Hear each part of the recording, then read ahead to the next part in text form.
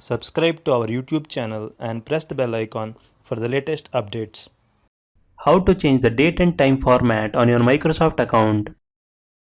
Open your favorite browser. Go to Microsoft.com. Click on the Sign In button at the top right corner of the page. Enter your username or email address. Click Next. Enter your password. Click Sign In. You are signed into your Microsoft account. Click on the profile picture at the top right corner of the page and select My Microsoft Account to access your account dashboard.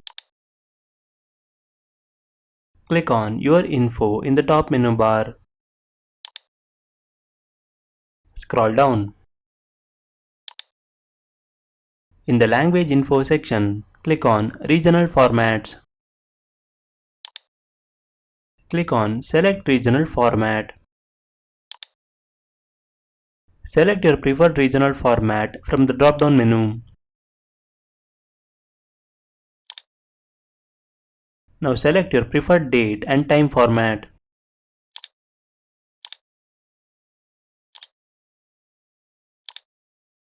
Click Done to apply the changes.